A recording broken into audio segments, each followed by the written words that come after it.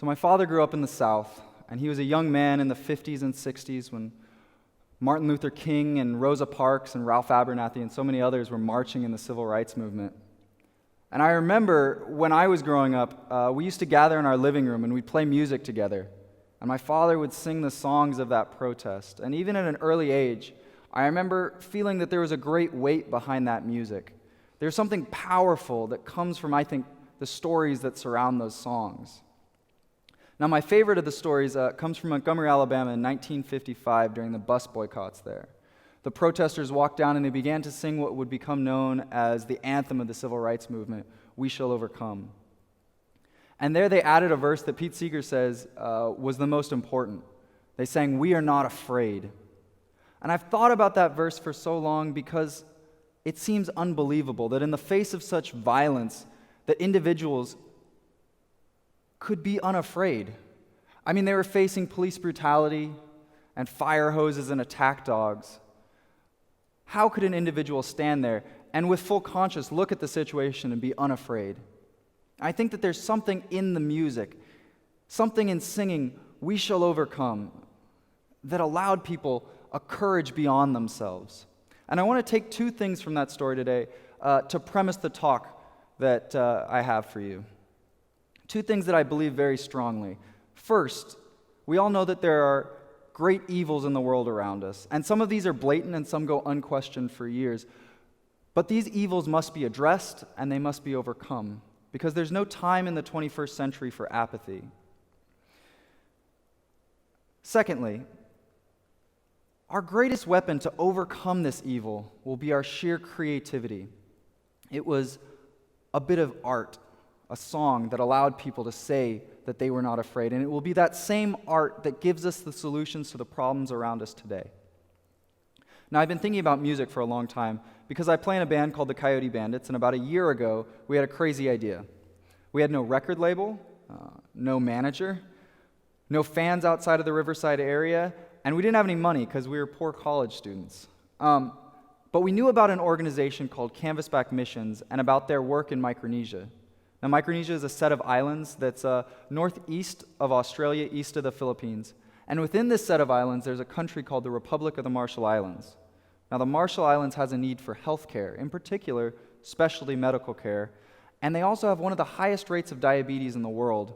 At the time, we were hearing that 75% of the population over the age of 50 had type 2 diabetes.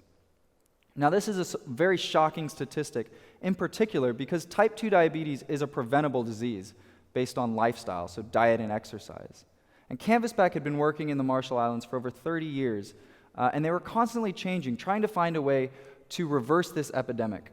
So our band thought, what if we were to take a summer to tour up and down the West Coast and play as many shows as we could and donate all the money directly to Canvasback?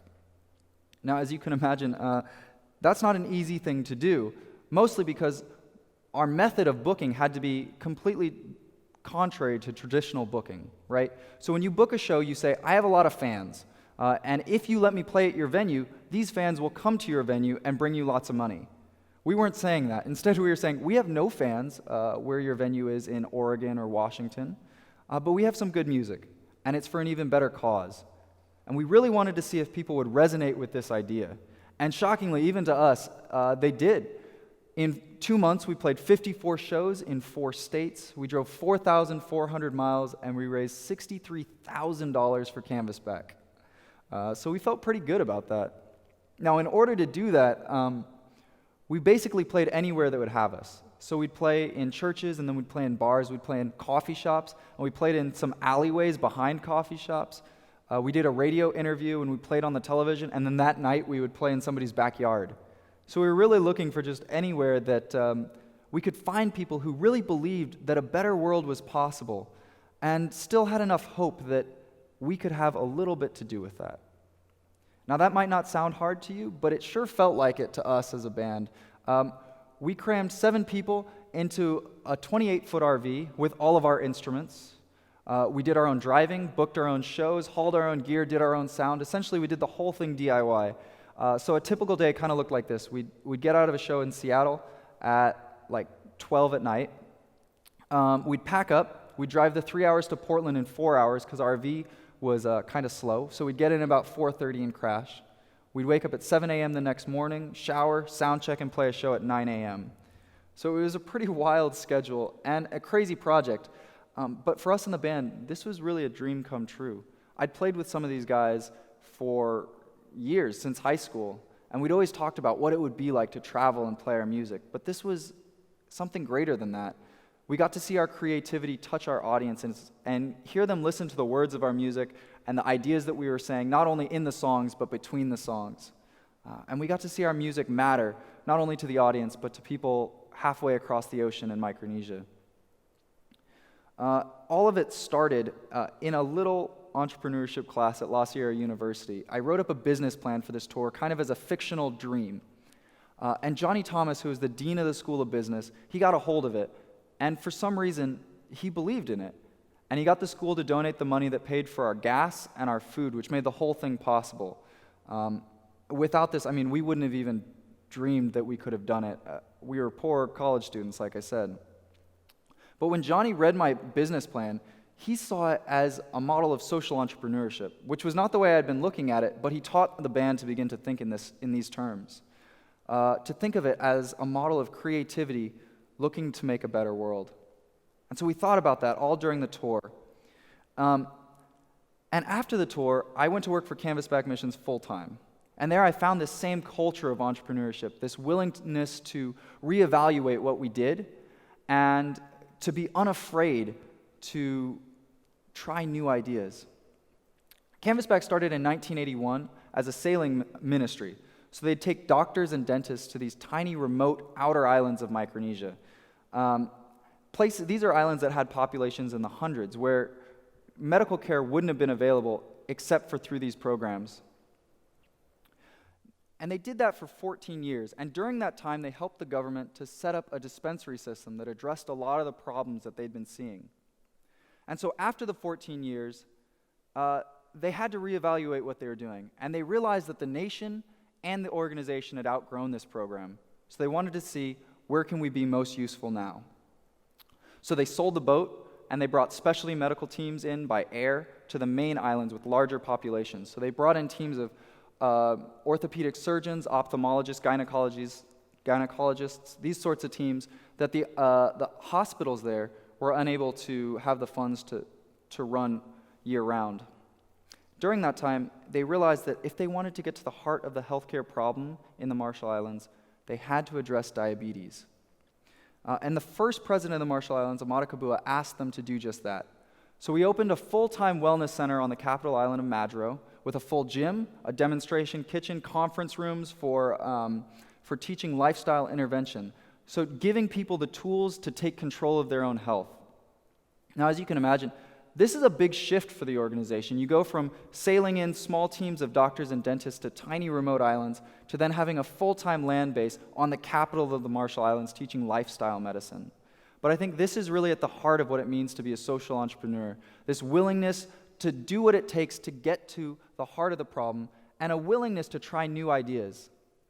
Now, social entrepreneurship has been kind of a hot topic lately, so many of you will know what I mean by the term. But if you don't, I'll briefly explain. First, when we're talking about social entrepreneurship, we're talking about new ideas to solve old problems. So this is like the traditional model of entrepreneurship where you're looking for new ideas, so new business niches. But your success won't be measured in terms of monetary profit. Instead, what you're looking for is social capital. So how can your ideas better society? Secondly, we're looking to solve long-term problems, not just the short-term effects.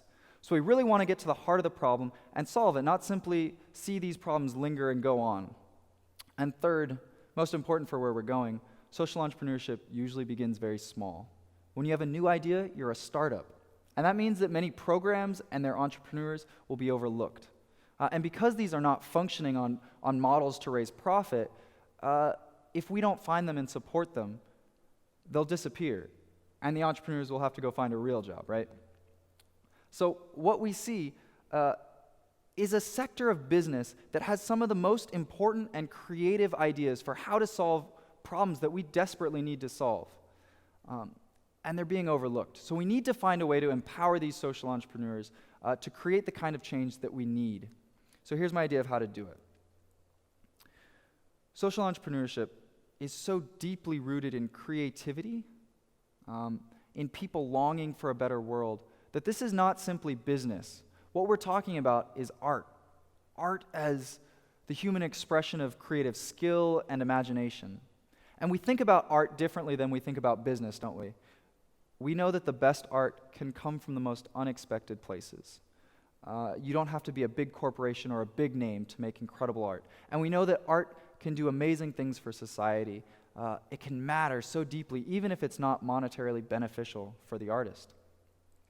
And that's not how we think about business. I mean, typically, business will function on the idea that it continues the things that have worked in the past, not because these get to the heart of the problem, but because the business knows that it can keep doing this, and that the business will continue in its existence. So in the development agency, we see like big corporations who will bring in medical teams like Canvasback did. And they may continue to do this, not because they think they can get to the heart of the healthcare problem, but because they know that this is something they can do year in and year out, and they know that donors are comfortable with it, so they'll sponsor and they'll support it.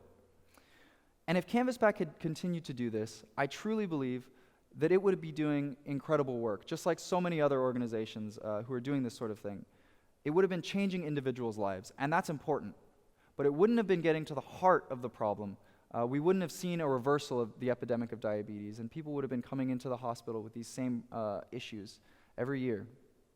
If you want to solve the problem, you have to try something new. You have to have new ideas, and you have to have a courage to go ahead and try them. Now, it might be because I'm a closet hipster or because I play in a DIY band, but I truly believe that if you were to go to LA tonight, and you were to go to any of the small clubs or restaurants or cafes, that you would find 100 artists that are more talented and more honest than the musicians that you'll hear on the Billboard Top 40. And personally, I look for these underground artists, and I let their creativity move me, and I share them with my friends. And I think that if we were to begin to think about social entrepreneurship in a similar way, as an art form, we would be unafraid to look beyond these large, mainstream development agencies, that we would seek out these underground entrepreneurs and that we would share them. And if we could do that, we would empower them to use their art to shake the world. Now, there's many ways that we as individuals can do this. The Coyote Bandits used a website called GoFundMe when we started. This is a website that we raised money for Canvasback and to fund our tour. And there's lots of these funding websites available. The largest is Kickstarter. These are great places to find people who are looking for support for incredible ideas. And of course, social media has connected us to these organizations in ways that were never before possible. Through Facebook or Twitter or Instagram, we can interact with organizations that at one point were too small to even have us on their mailing list. And then, of course, all of us know somebody who's had a great idea but doesn't know how to make it a reality, a great idea that could really make a difference in the world. So if you're one of those people that isn't supporting somebody right now or supporting some organization, I really encourage you to do so. And don't just find the biggest, easiest place to put your money. Do your research and try to find some of these underground entrepreneurs. And if you are supporting a large development agency, that's great. A lot of them are doing incredible work. But I encourage you also, take a little bit and put it towards a smaller organization, a place where your dollar will mean so much more to them.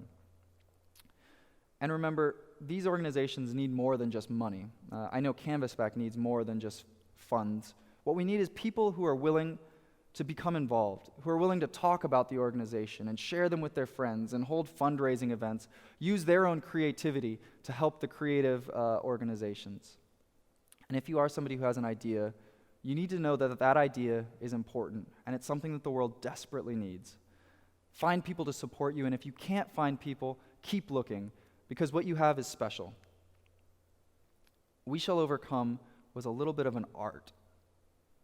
It was something that brought people together to do a great good. And I think it's time that we begin to rally around a new art form, around social entrepreneur artists, that we let their creativity become our new protest, that we let their innovation inspire us and give us hope that a better world is possible. And if we can do that, then there is an open and bright future that we might see. Thank you so much.